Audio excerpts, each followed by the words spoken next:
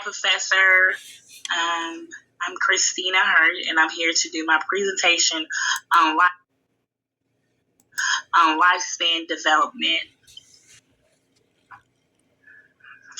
As we talk about the lifespan of development, it's the study of how we as individuals grow and change from birth to death, which include biological, social, and emotional cognitive factors.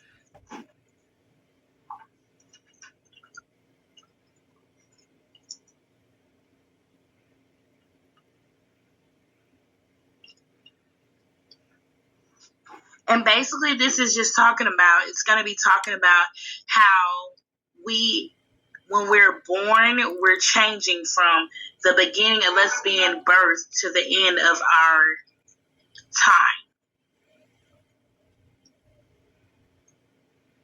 So here are some development keys, which is the physical, which physical is the change in all parts of the body.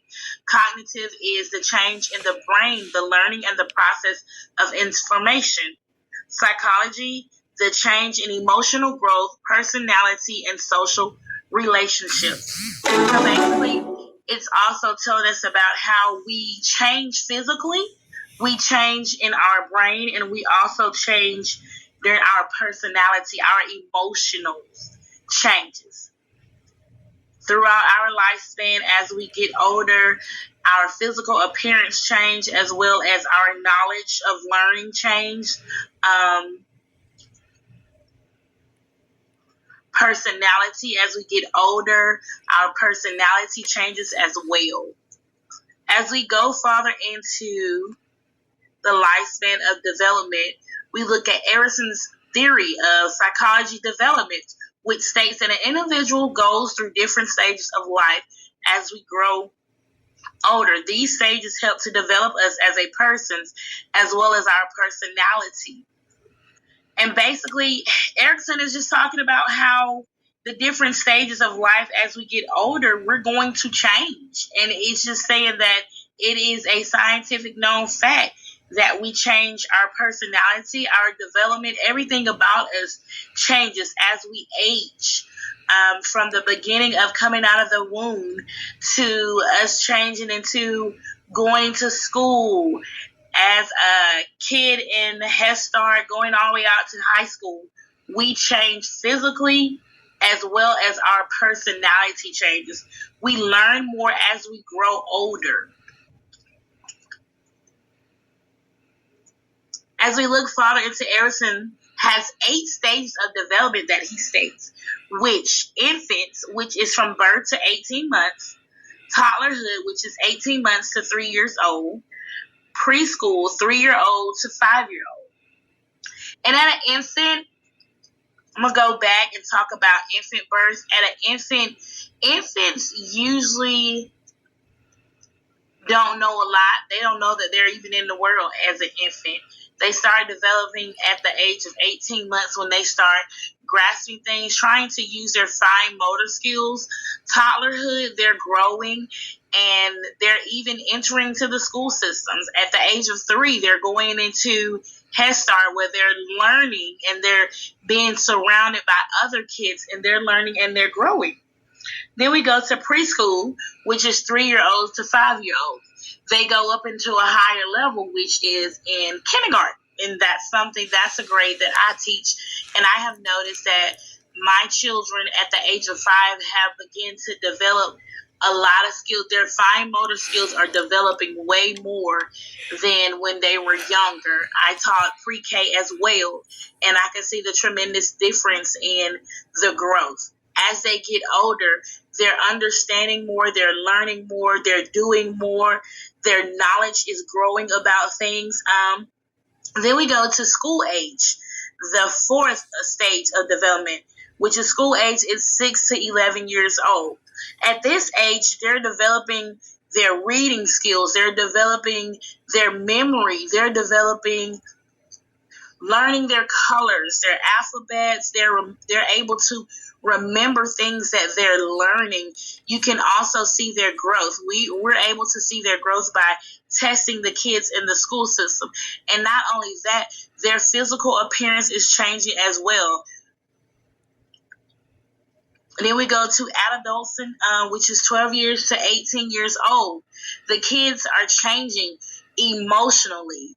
At the age when my son was in 7th grade, I noticed a tremendous change. And I have learned that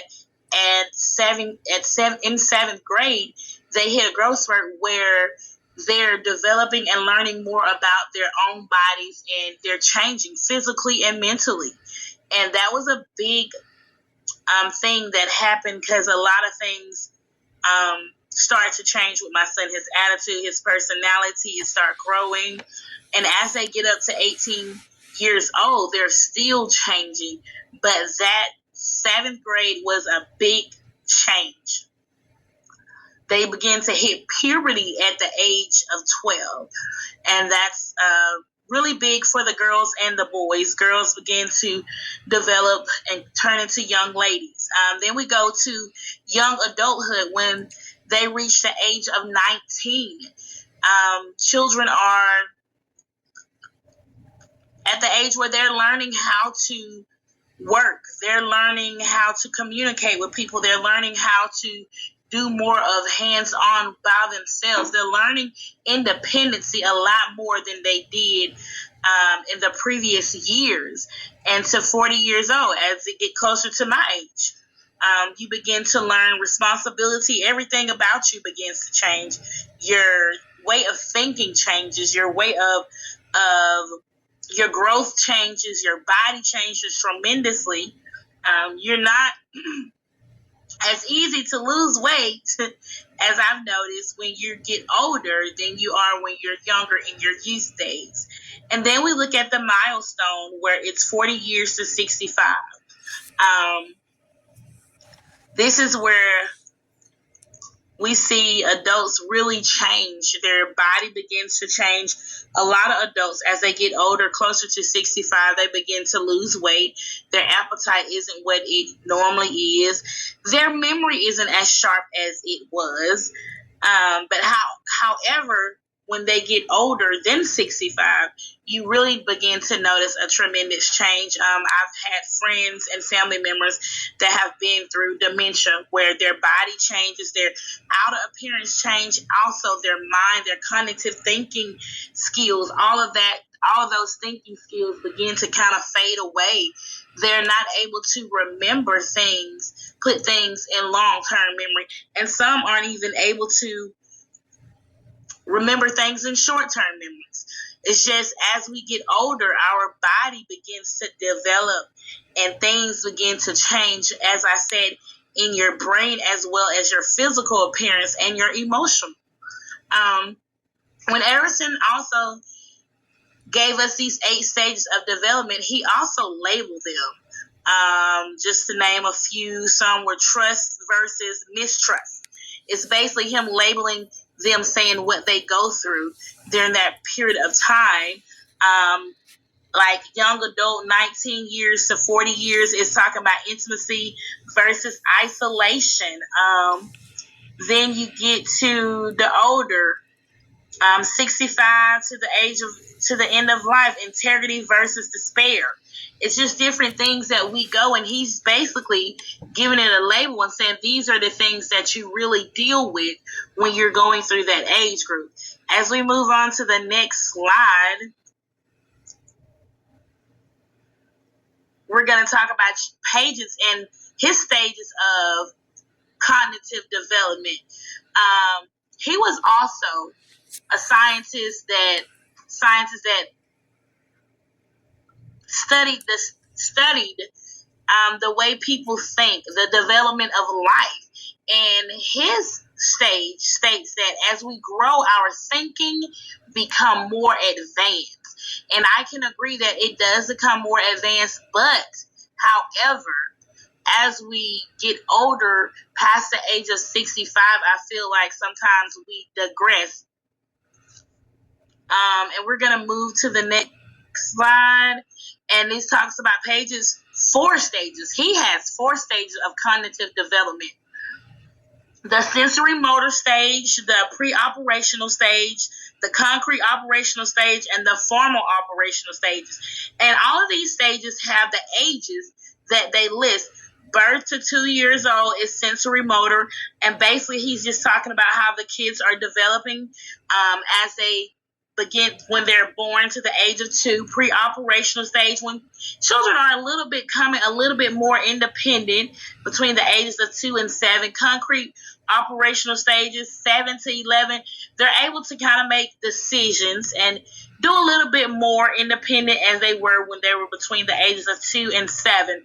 Formal operational stages, which is 11 and up, and they're totally making decisions. They're able to have a conversation with you. Their way of thinking is a little bit different as they grow older. As we turn to the next slide,